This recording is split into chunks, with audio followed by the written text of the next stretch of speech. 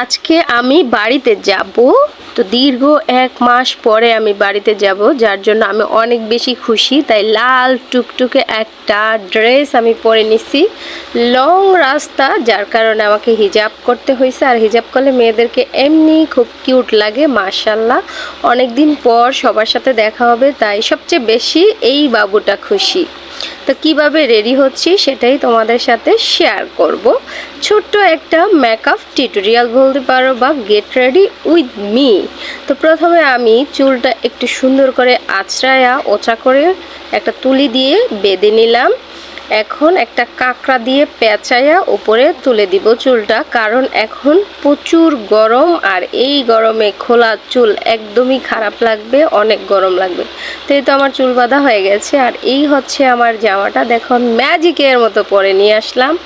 কিছুই দেব না, যেহেতু অনেক বেশি গরম, তাই simple fair and lovely Suno দিয়ে তারপর উপরে একটা ফেস পাউডার দিয়ে দিলাম, যাতে ঘামটা হালকা বোঝা কম যায়। আর অনেক বেশি ঘামতেছি আমি, তো ফেস পাউডারটা দিয়েই আমি মুখটা পুরো সেট করে নিলাম। এখন আমি হালকা একটু ব্লাশন দিয়ে দিব। আমি অত বেশি গর্জিয়াস করে কখনোই সাজুগুজু করি না, আমার গর্জিয়াস সাজুগুজু ভালো লাগে না, তাই আমি সিম্পলের মধ্যেই থাকি। আমার ব্লাশন দেওয়া হয়ে গেছে, এখন আমি চোখের মধ্যে একটু ব্লাশনই দিয়ে নিব। এগুলো কি কয় আই শ্যাডো, কিন্তু আই শ্যাডো প্লেট থেকে দিতেছি না, ব্লাশনের থেকে হালকা করে দিতেছি।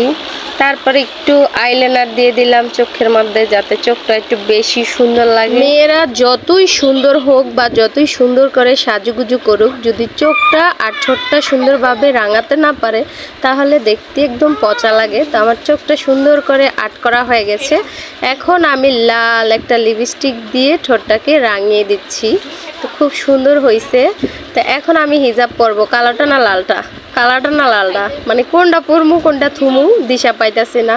এখন লালটাও জামার সাথে ম্যাচিং, কালারটাও ম্যাচিং, এখন কোনটা পরলে ভালো লাগবো বুঝতেছি না। প্রথমে আমি লালটা দিয়ে দেখি যে আমার কেমন লাগে। মাশাল্লাহ সুন্দরই তো লাগে। এখন আবার কালোটা দিয়ে দেখতেছি, কালোটাও সুন্দর লাগে মাশাল্লাহ। কোনটা থুইয়া কোনটা দিমু বুঝতেছি না। অবশেষে মেয়ের থেকে বুদ্ধি নিলাম আর লালটাই দিলাম। লালের সাথে লাল জুতা সুন্দর না, কি সুন্দর। আর লাল একটা চশমা দিয়ে দিতেছি চোখের মধ্যে, বাইরে প্রচুর রোদ আর গরম। তো এই তো আমরা রেডি হয়ে গেছি। আর এই ডাবগুলা বিলে পোজা পাইয়া আমি গ্রামে লইয়া যাবো, এই শহরের থেকে কি যে একটা অবস্থা। এখন আমি আমার লাগেজটা গুছাবো, তো খুলে নিলাম একটা একটা করে। সব সুতি 3 পিস নিতে হইব, সব সুতি জামা নিতেছি, কারণ প্রচুর গরম। আর এই ফল টল আমি এখান থেকে কিনে নিছি, কারণ রাস্তাঘাটে অনেক দূরে রাস্তায় যাবো, মেয়েরে নিয়ে একা একা দোকানে যাওয়া আসা এগুলো আসলে আমার পক্ষে সম্ভব না। তাই ফ্রিজের থেকে গরুর মাংস নিয়ে নিলাম। আর এখানে কাবাব আছে, কাবাব বক্সের মধ্যে ডাব, তারপর ফল টল এগুলো আমি লাগেছে বইরে নিলাম। আর আমরা গাড়িতে চড়ে বসলাম। অনেক কষ্ট হয়েছে বাসে ওঠা পর্যন্ত। বাসে ওঠার পরে বাতাসটা যখন পাইছি তখন একটু ভালো লাগলো। আর লোকাল বাসে যাইতেছি যেহেতু অনেক বেশি গরম, এসি নাই, তো জানলার বাতাসটা অনেক বেশি ঠান্ডা লাগতেছিল, ভালো লাগতেছিল।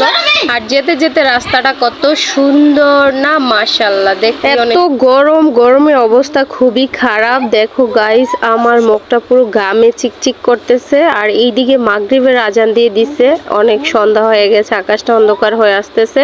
তো আমাদের বাড়িতে যাইতে এখনো 1.5 ঘন্টার উপরে সময় লাগবে। সবাই আমাদের জন্য দোয়া করবা, যাতে আমরা সুস্থভাবে বাড়িতে যাইয়া পৌঁছাইতে পারি। সবাই ভালো থাকবা, সুস্থ থাকবা। আল্লাহ হাফেজ।